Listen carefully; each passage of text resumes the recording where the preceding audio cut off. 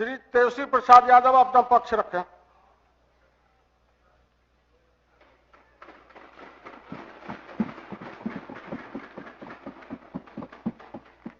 अध्यक्ष महोदय, हम इस नई सरकार के विरोध में खड़े हैं और सबसे पहले हम माननीय मुख्यमंत्री जी को धन्यवाद देना चाहते हैं कि लगातार 9 बार उन्होंने शपथ लेकर के इतिहास रचने का काम किया और 9 बार तो लिया ही महोदय, लेकिन एक ही टर्म में 3-3 बार लिया, ऐसा अद्भुत नजारा हम लोगों ने नहीं देखा। माननीय दोनों सम्राट चौधरी जी डिप्टी सीएम बने, बड़ी खुशी है कि ये डिप्टी सीएम बने। इनका बयान हमने देखा कि भाजपा जो है इनकी मां, भाजपा पार्टी जो है मां, लेकिन हम तो कहना चाहते हैं आरजेडी ना आपकी मां हुई ओरिजिनल। तो आप तो पहले हमारे दल में ही थे। आपके दल में नहीं। अच्छा, चलिए ठीक है, चलिए कोई बात नहीं, आप अस्वीकार कीजिए, लेकिन जनता तो इस बात को जानती है। हमें खुशी है कि साथ में 2 डिप्टी सीएम बने और विजय सिन्हा जी भी डिप्टी सीएम बने, स्पीकर पद पे भी रह लिए, नेता विरोधी दल भी रह लिए और डिप्टी सीएम भी रह लिए। इन्होंने भी इतिहास रच दिया, एक टर्म में 3-3 पद इन्होंने भी पा लिया। तो ये आप सोचे थे कि नहीं विजय बाबू? अरे आपके दिमाग में आया था कि आप एक टर्म में स्पीकर भी, डिप्टी सीएम भी और नेता विरोधी दल भी आप बन गए। तो इसके लिए आप तीनों लोगों को विशेष तौर पे हम बधाई देना चाहते हैं।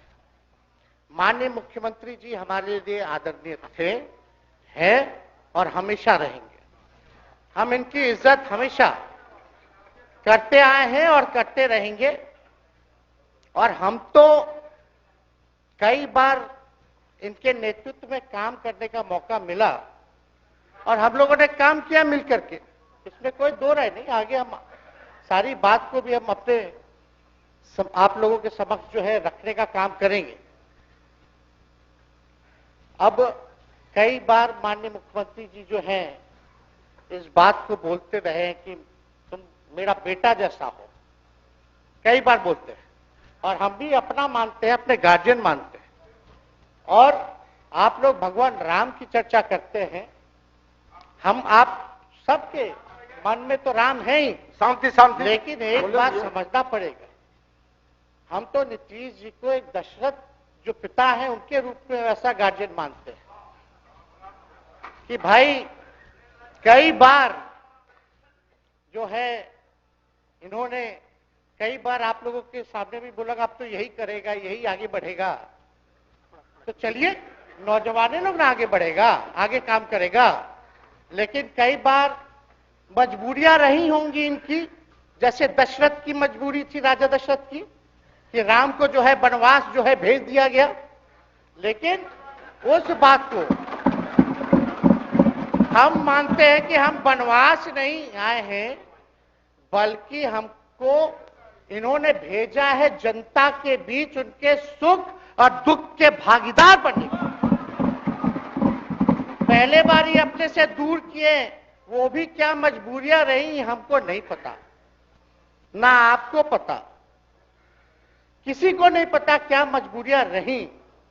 लेकिन इन्होंने जब पहली बार जब दूर किया तो एक ही बात निकल के आया। क्या बात निकल के आया कि आप जो है एक्सप्लेन कर दीजिए, आपके ऊपर जो है मुकदमा है, केस है। जब दोबारा जब इन्होंने अपनाने का काम किया तो इन्होंने कहा कि सब बीजेपी वाला सब फंसाने का काम करता है, ईडी और सीबीआई लगा देने का काम करता है। देखिए हम तो आपको इज्जत देते हैं और आगे भी देते रहेंगे, लेकिन ये बात समझना पड़ेगा। और बिहार की जनता ये जानना चाहती है कि आखिर ऐसा क्या कारण है कि आप कभी इधर रहते हैं, कभी उधर रहते हैं। ये तो सब लोग जानना चाहता है, सब लोग की इच्छा है।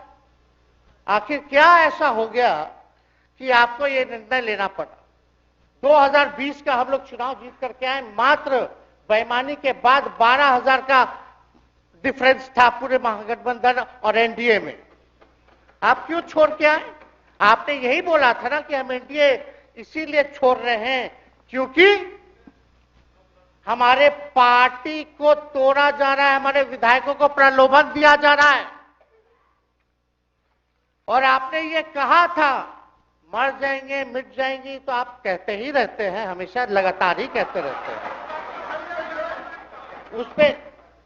उस पे हम नहीं जाएंगे, लेकिन आपने तो ये कहा था कि भाई हम लोगों का एक ही लक्ष्य है, न प्रधानमंत्री बनना है, न किसी को मुख्यमंत्री बनना है।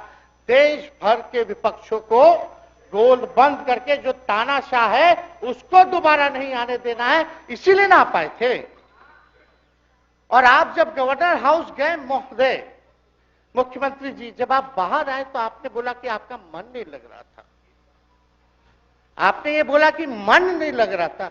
मन नहीं लगेगा तो हम लोग नाचने गाने के लिए थोड़ी है, आपका मन लगाने के लिए। हम तो आपका साथ ना देने के लिए थे कि जो काम आप बोलते थे असंभव है, उसको हम लोगों ने मुमकिन करके दिखाने का काम किया।